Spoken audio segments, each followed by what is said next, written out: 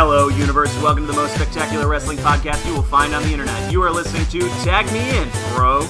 I'm Joe Tantillo, and as always, I'm seated next to my terrific co-host, Taryn O'Connor. Say hi to the people, Taryn. Hi to the people, Taryn. If you're new to the show, the format is simple. Each week, we discuss all the magnificent moments, turbulent times, and stunning surprises that professional wrestling has to offer. So turn your radio up and your opinions down, because we've got some hot tags coming up NXT, which means next. Give me a hell yeah!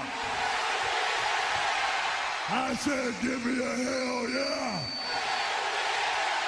Hello, universe. It's the J-Lister Joe Tantillo coming to you live from Buffalo, New York. As always, what a week of wrestling content we have seen. Tommaso Ciampa, coming up, spoilers, is the new NXT champion. If you didn't see it, it was absolutely a spectacular, tremendous, jaw-dropping affair. He defeated Aleister Black, the longtime reigning champion, with some unintentional help from Johnny Gargano. And on top of that, other big news coming into the world of NXT is that WWE have finally signed the Super King of Bros, Matt Riddle, and I could not be more excited about it. He is going to bring an amazing new dynamic to the WWE. He has Vince Guy written all over him with his MMA background, but maybe not so much with his stoner background, but we'll see how he fares. I think that he is going to be a super duper star. We had Raw last night. It was, mediocre, and not my favorite episode. There were some interesting things, some boring things, but we're on the road to SummerSlam with nothing but a little faith and Brock versus Roman 6 to get us through the day. So we're not going to get there. Basically, we're gonna pass out from lack of oxygen because this storyline is boring because we've seen it before. But there are some highlights to be discussed, as there always are. But first things first, folks, you don't want to miss out on 1 second of Tag Me In Bro content. Not even one, because it's great. So what I want you to do is to go on Twitter right now and follow us at TagMeInBro. It's the name of the podcast. That's who we are on Twitter. We've got almost 8,000 people on there who follow us every day with follow trains, debates, discussions. They get our podcasts first and foremost. Make sure you hit that follow button, then hit the little wheelie thing up in the corner. Turn notifications on so you don't miss out on anything, because we're going to, before too long, be doing giveaways. We're going to have merch. We're getting real close to it. The closer we creep to 10,000 Twitter followers and more podcast subscribers, the closer we get to awesome stuff. So now, without further ado, ladies and gentlemen, we are going to get to the things that you come here for, the Raw discussion, the main event, the height of the people, all of that, and it's about to go down in a big way. Today, tomorrow, and every day, we are talking wrestling. First things first, we'll cover the Raw rundown, where we give you our opinion on the most important bits of last night's show. After that, we go to our Hi to the People segment, where we engage the audience on various polls and topics and things happening in the world of professional wrestling. This week, we will be asking you, who is the greatest WWE or non-WWE person to never hold the WWE Championship or the IWGP Heavyweight Championship. Was inspired by a series of discussions that we were having on our Twitter. After that, we'll take a zoom down to the Indie Corner. We'll be talking a little bit more about the G1 that's been going on this week, very briefly, and then, of course, we'll get to our main event, and finally close out the show the same way that we do every week with our Stars of the Night. And this week in the main event, we'll be talking about the question on everyone's mind, which is, who should Paul Heyman manage next? We'll talk about that much, much more in the main event. But first things first, let's get to that Raw rundown. Woo!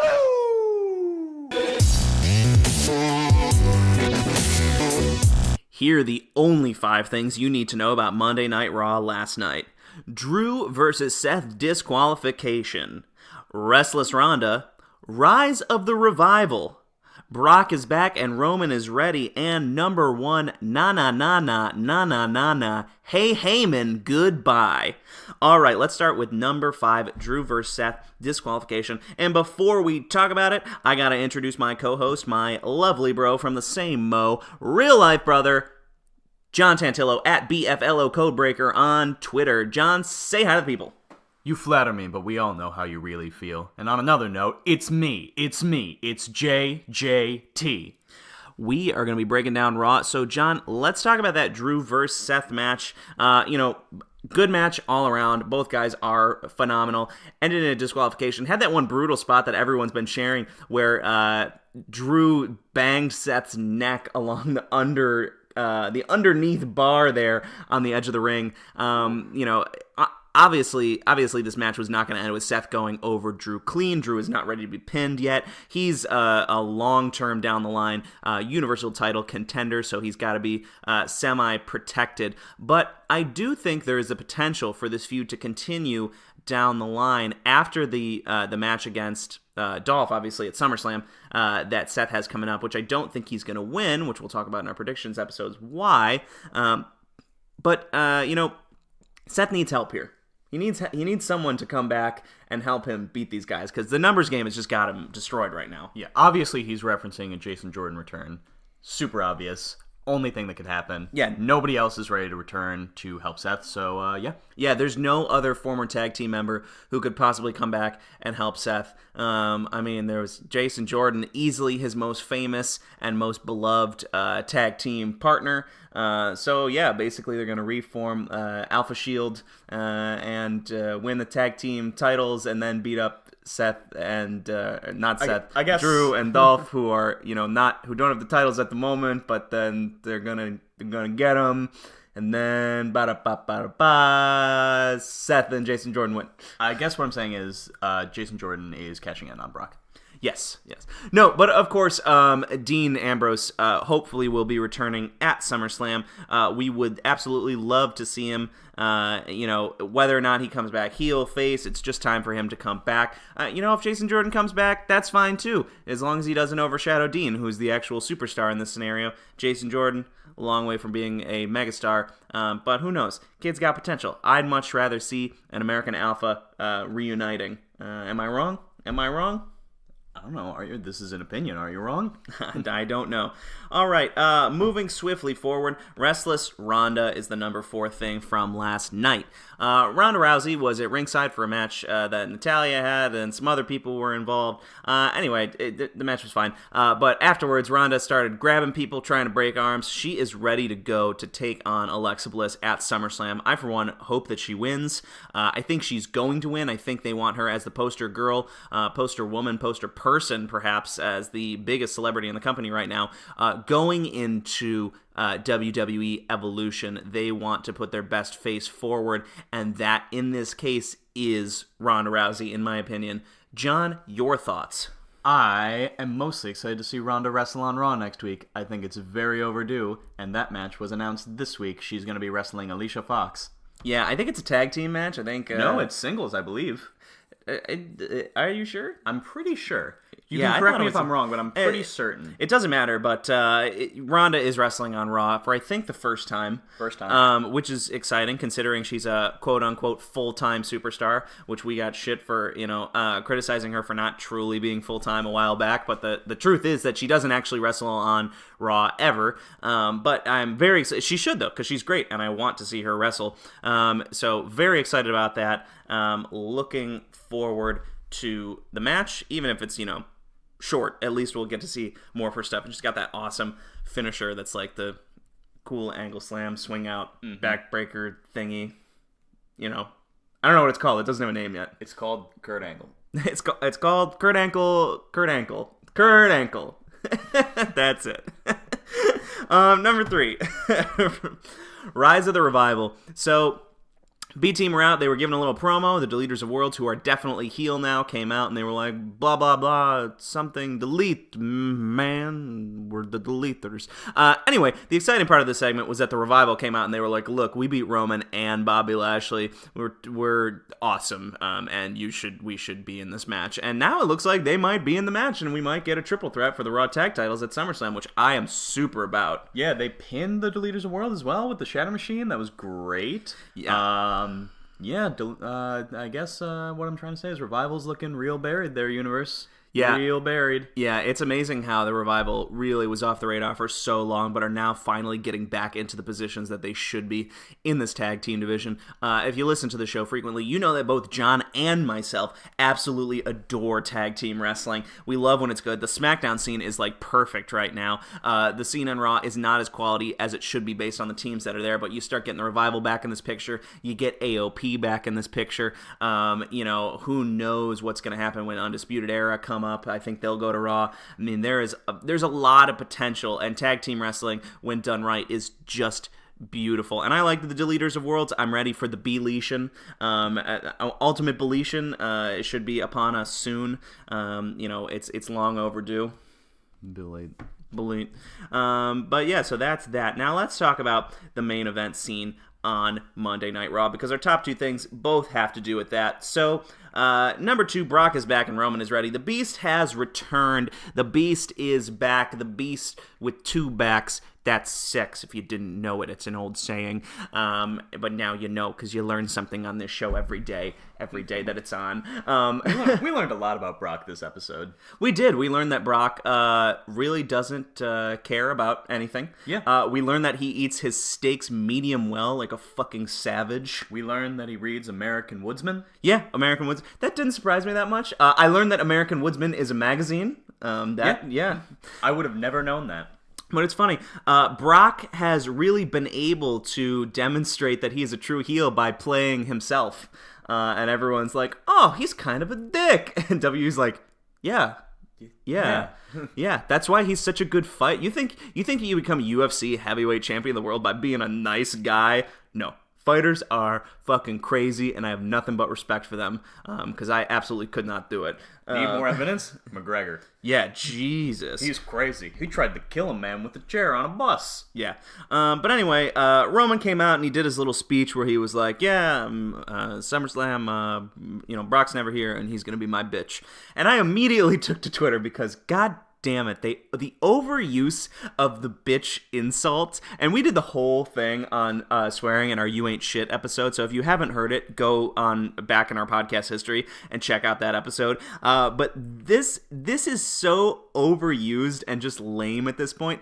It's literally like you've got 2 13-year-olds fighting in the comments on Reddit, and one guy's like, you're a bitch, no, you're a bitch, no, my Canadian dad's girlfriend can beat up your Canadian girlfriend, you'll never meet her though, but I swear to God she's real. Like, it's just this nonsense, like, baby trolling. Like, I know it's TV PG and it's limited, but the insults they could have without needing to revert to, like, oh, bitch, which always gets a pop, because of course it does, because it's TV PG, and most of the audience is, like, younger people who are like, they said a swear! Like, great, who cares? Like, just be way more cutting and devastating. Be like, Brock, your entire UFC heavyweight championship was completely overrated. Everybody knows it. All the analysts know it. You only won because you were juicing. You were gifted a championship match, and you will be forgotten in that sport's history. That is fucking damning and true. Like, I mean, come on. We can do better. Tron? This was one of my favorite tweets of Monday Night Raw, from myself, obviously. Brock Lesnar is a man that can literally kill you with his bare hands, like rip your spine out of your back. Roman Reigns wears a bulletproof vest to the ring because kayfabe. Yep. Yeah. Roman does. He just, you know what? If they gave him new music, took away the bulletproof vest, and let him grow a full beard, I think Roman would be my favorite character in the whole roster. I think that Roman should get a full Italian greaser gimmick. He should wear a wife beater with a sauce stain on it. He should fully grow out his beard, shave his head, and start calling himself Joey Anoa'i. So he'll just be our cousin Vinny? Yeah. Yeah. Joey Anoa'i. Hey, let me tell you something, Brock Lesnar. You come over here to my street, you don't even come over from my mama's brajol? Are you fucking fugazi? Don't you ever disrespect me with that tone of voice again, okay? You shut your mouth when I'm talking to you. Yeah, Joey Anoa'i. That's it. We fixed it. I just love the idea of Roman in a wife beater. Yeah, me too. Anyway, but for Serial, they make these little slip-ups with Roman all the time in his booking and the writing for his character, because he has all the potential in the world to be amazing, and in fact, like, as a person and as a man, he is amazing. It's just not translated from real life to screen, and that shouldn't be the case. And it's because Vince has his hand like too much on the steering wheel for this one. Let Roman be himself. It worked for the Usos. It worked for Rock. It works for everyone. Just let it happen. It's just his writing. It's like his writing and his booking are just awful. Yeah. I mean, like when he gets to cut loose, like he did in the Cena feud, like it was great. It was so good. He's got something that allows him to be good, but not all the time. Yeah. Anyway, moving on to the last thing. Na na na na. Na na na na. Hey, Heyman. Goodbye. Paul Heyman got fired. Paul Heyman got fired on Monday Night Raw.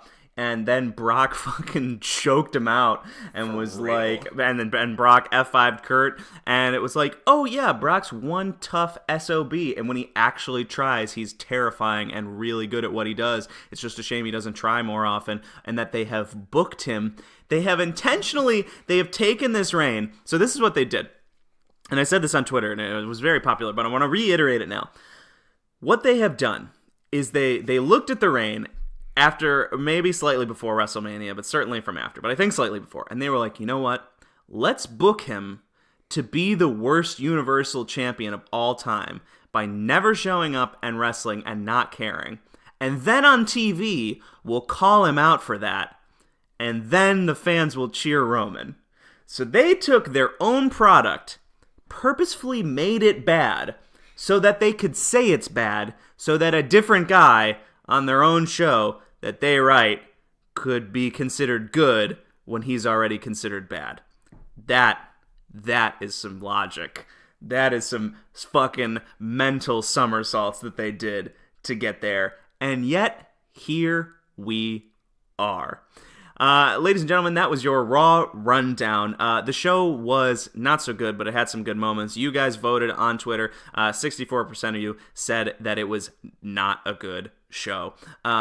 So that is the voice of the people. And let us know your thoughts on social media, as always. And speaking of social media, it is time to say hi to the people. This week on Hi to the People, we are asking you, who is the best wrestler to never have held either the WWE Championship or the IWGP Heavyweight Championship? We asked just a debate question recently, and people loved it. There were tons of answers, so we took the top 4 most popular answers, being Rick Rude, Owen Hart,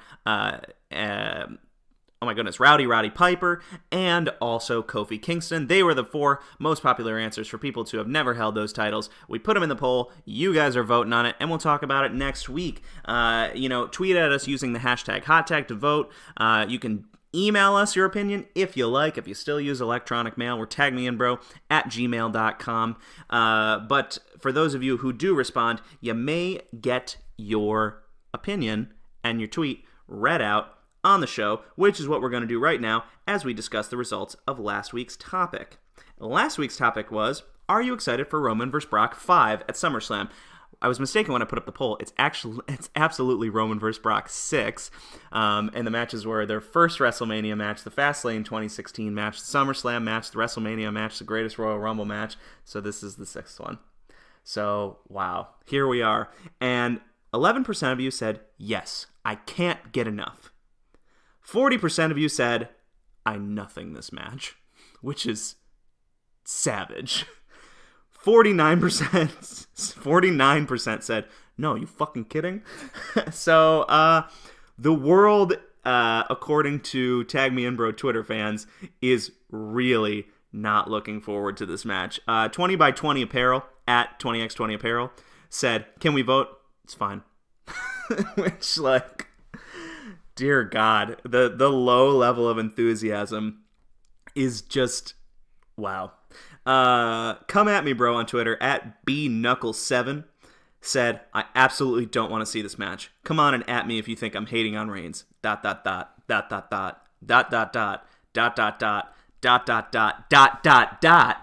I am. Period. Those are all new lines, by the way. Those are all, that is verbatim. That's how we read these. And finally, Gregory Delela at Never Quit Sigs said, the only reason to be excited is the chance that Brock retains. No! No. No! Wrong! Your opinion is wrong! God, no. The only reason to be excited is the potential of a cash-in. Maybe a Kevin Owens cash-in. Maybe a Braun Strowman cash-in. Who knows? As long as neither Brock nor Roman ever touches the title ever again. Kevin Owens should cash in. He needs to beat Braun.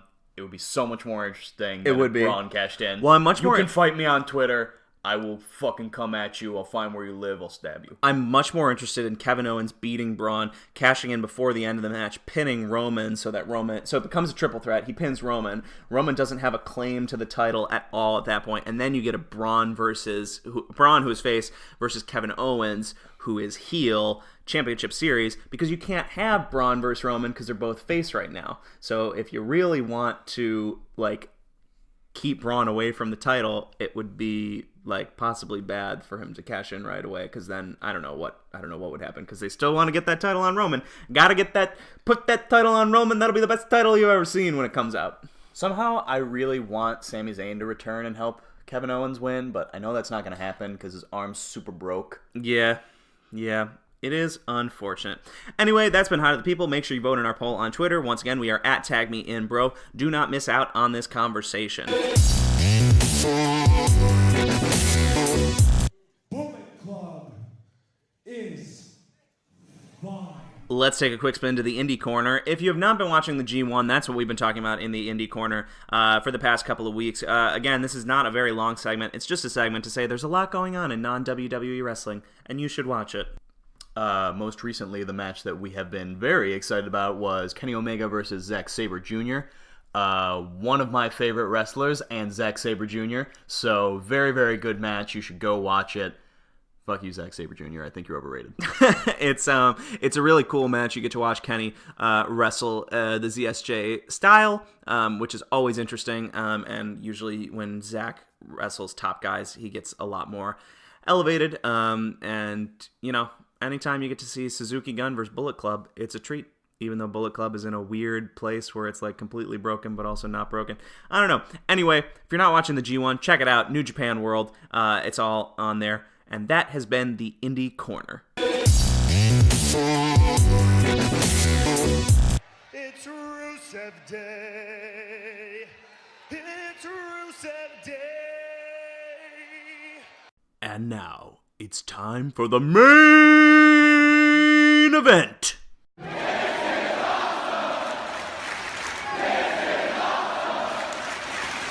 This week in the main event, we are talking about the topic of who should Paul Heyman manage next? Now that he has been fired from Raw, he is no longer managing Brock Lesnar, according to the storyline that was sold to us on the Monday night episode. So the question is, eventually he will possibly come back. Maybe he will, maybe he won't. We're going to talk about that too. But if he does, who should he manage next? Man, woman, NXT, main roster, Raw, SmackDown, tag team. There's a lot of possibilities, and we are going to be talking about some of the possibilities that are the most obvious, and then some of the possibilities that are possibly a little less obvious, and yet very interesting to us. So, John, without further ado, why don't we start off with the most obvious person, and I think the biggest, swerve / smart move, not swerve, just the most obvious person, rather, that he should manage next, which is, of course, the rowdy Ronda Rousey. I think that would be a great idea. There's a very obvious parallel between Rousey and Brock. I mean, she's a little bit wooden on the mic still, but she's improving very quickly. But there's no one better than Paul Heyman to do that job. So I think it's just the obvious move for her going into the future until she is more of a tried and true main roster member wrestling every week on Raw, SmackDown, wherever she is. I think she could really use this boost. Yeah, I mean, Ronda already gets a pop in the same way that Brock does. You hear that first note of her music, and the crowd just goes crazy. Add in the pop that you always get when you hear that, "Ladies and gentlemen," which is just massive every time. I think that it would help Ronda cover up some of her inadequacies, like you said, until she's more comfortable on the mic, and she may never get that comfortable on the mic. She's been acting far before WWE, and she's not a very good actress. She's not a very comfortable talker, but she is an ass kicker. She can go in the ring. She's deadly, and it is that perfect jump from one superstar to another who just absolutely makes sense. So I think that's the best move if they're going to bring him to do something else. I think the only problem is, like, Brock is a terrifying looking man. I think Ronda looks menacing. No, that's not what I'm saying. I'm saying Brock is fucking terrifying. His head is literally a brick. Like, it's literally a brick. Like, Ronda looks like I could have a conversation with her. Like, she looks, as a face, like an approachable person. You can't make Brock Lesnar face.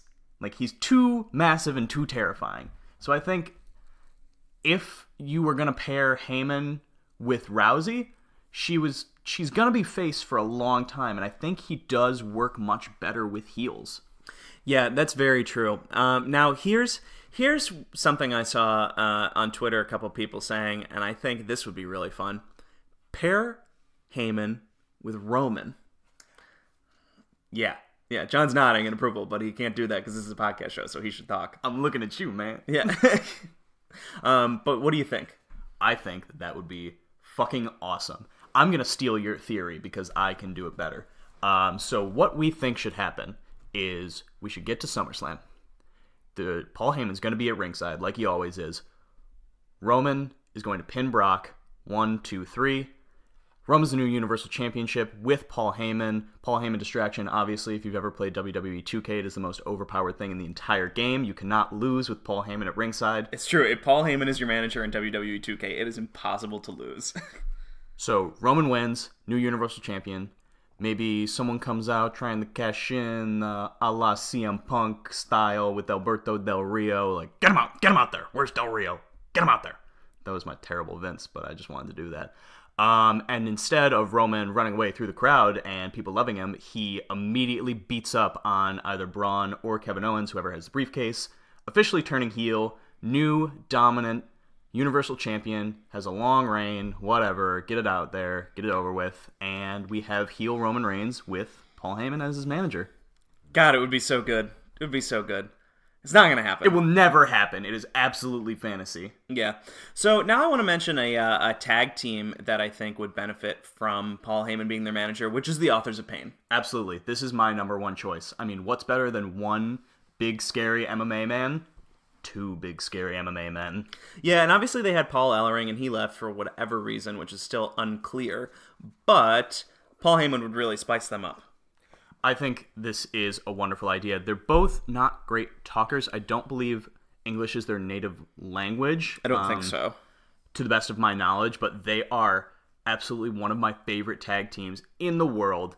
I know that might come as a shock to some people since they're not technically speaking, like the best in the ring, but they are so good. Their NXT run was so good against DIY and the Revival. One of my favorite series of matches of all time. Obviously, it led to the great DIY feud that we're getting now, but how great would it be if we had fucking Paul Heyman backing these guys, hyping them up, getting them into the main event, giving them a long title reign, maybe even giving them each a singles title reign? Who knows? The possibilities that open up when you put Paul Heyman into the mix are incredible. If he could get Curtis Axel to be IC champion, literally anything is possible.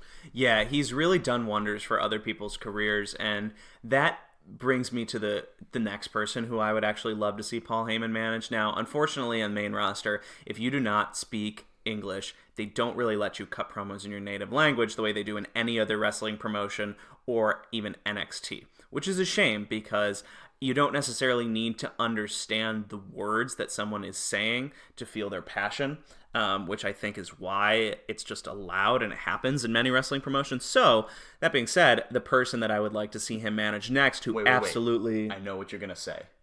And yes, it should be Sin Cara. How did you know? No, the obvious person who needs a boost is Asuka. Actually, that is pretty brilliant. That was not even the real person that I had in mind. Yeah, no, Asuka, who has been buried with her miserable booking, to overuse a popular term. Booking is overused. Miserable. Yeah. Asuka would benefit, I think, more than maybe anyone else on the main roster from having Paul Heyman manage her. We know she's an absolute killer in the ring. We know that she can feasibly beat anyone. We know that she should be taken seriously. and yet she's not. Why? Why isn't she? She wasn't even on TV on SmackDown this week, Yeah. which I just noticed. She needs a repackage, she needs a heel turn, and she needs Paul Heyman to come in and immediately give her legitimacy and put that title on her almost right away. Because I'm telling you right now, it looks like, from as far as we can tell from last week's SmackDown, that Becky is going to win that title at SummerSlam. And if she does, she's going to need a heel opponent. And I think a heel Asuka fighting Becky at Evolution would sell a lot of tickets. Mm-hmm. Yeah. Okay, so that covers a little bit of the main roster. Now, before we talk about some of the NXT, I just want to talk about, should Paul Heyman even manage anyone else? I think so. I think it's what he's best at. If he's not doing that, what else is he going to do? Yeah. Start ECW? No, I mean, he has his own business, Heyman Hustle. It's very successful. Yeah, but nobody fucking cares about that. Yeah. But This is a wrestling podcast. Yeah, not a small business marketing podcast. If you want to listen to a small business marketing podcast, listen to at smallbusinessmarketingpodcast.com/1/4/5. There's some small podcast out there that just got a ton of new subscribers. Anyway, so I, for one, do think Paul Heyman should continue managing someone else. I think he's, there's no reason why he should go off of TV forever. Give him a little hiatus. Come back when you're fresh, when people are ready to see him again. But he's brilliant, and he should always be involved.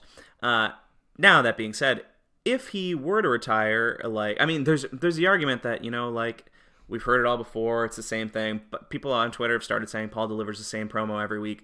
But they're good. If you deliver a promo that's that fire, you can deliver the same promo every week in a way, which is contrary to what I usually argue, but he's just such a talented man. It's hard to get bored of him. It's also, how much can you really say about Brock?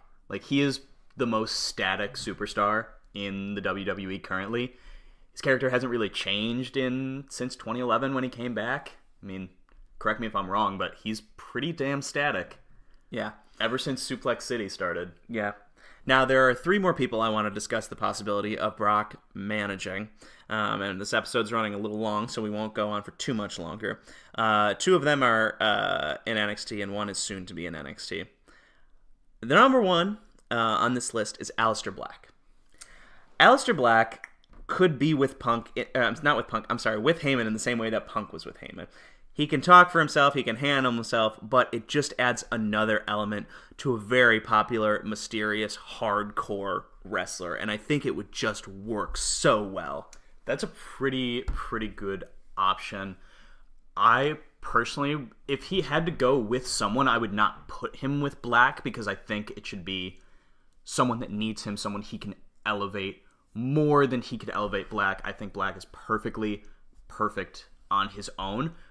That's not to say that this would be a bad match, because it would be fucking great. Like you said, with Punk, it was amazing, but I think WWE could put him towards someone more. Oh, absolutely they could. But this, for the sake of this discussion, I mean, Aleister Black is very talented, but you never know what'll happen once you get to the main roster, and he's another one who English is not his first language. Having Paul Heyman by his side could make him a multi-time WWE champion, a possible WrestleMania main eventer, something Punk never did. The next one, and this is another person who absolutely does not need him, but it would be fucking incredible, is Tommaso Ciampa. That one I enjoy more. Just Ciampa's heel run has been, I know it's technically Ciampa, but I'm going to say Ciampa even though it's wrong, so fight me, please. Please. So, Ciampa. Jesus. Get your point, man.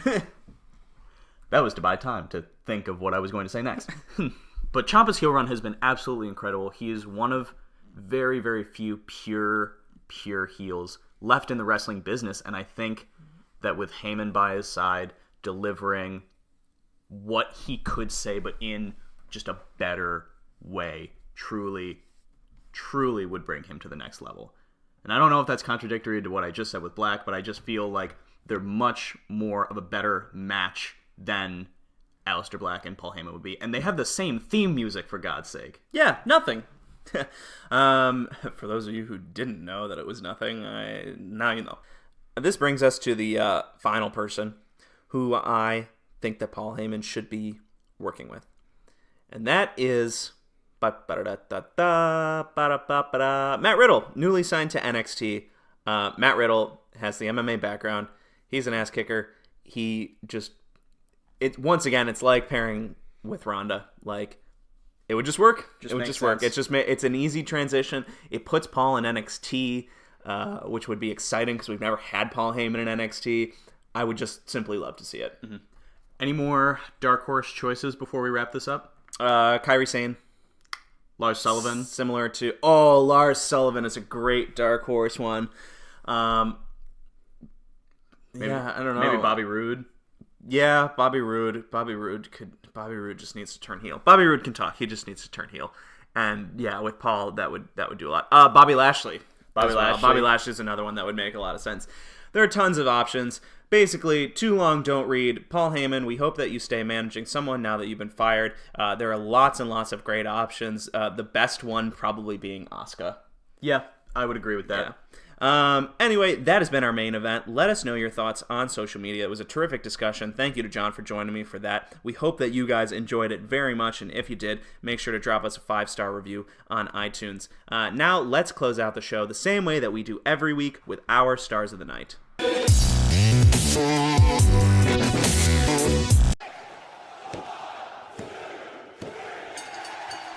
Here are our Stars of the Night for Monday Night Raw, July 30th, 2018 edition. You just made the list! Number 3, The Revival. The Revival are making their way towards the top of the card, at least in the tag team division, by winning the matches they should be winning and performing the way they always have with exceptional promos, showing that they are the top guys, which earns them a spot on this list. Number 2 is Paul Heyman. Paul did excellent work this week.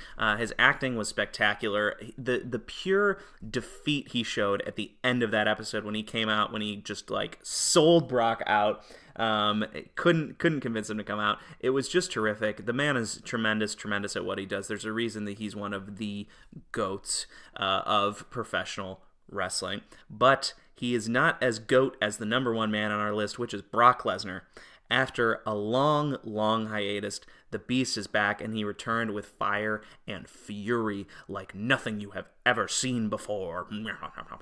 But anyway, he was great, especially that final segment, choking out Paul Heyman. We knocked some points back for getting his steak medium well, but it wasn't enough to deter him from the number 1 spot on this list. Brock Lesnar, you deserve it.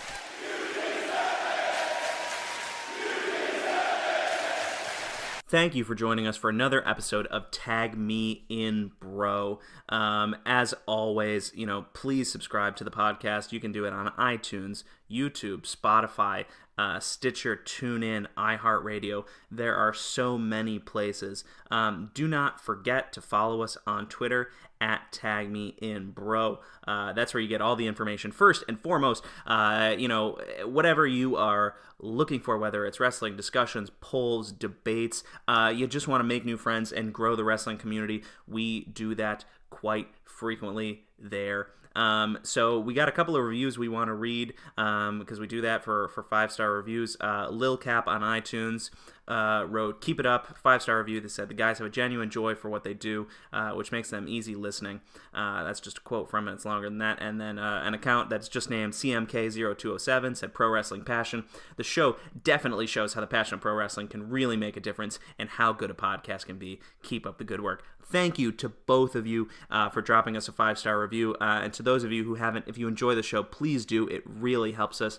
It takes 30 seconds to do. You can just say, "Nice work." Give us a 5 stars, submit it on iTunes or on Podbean or wherever you are listening. And be sure to let us know what you liked, what you hated, what you give a fuck about. All of it helps us to grow as a show. So thank you again.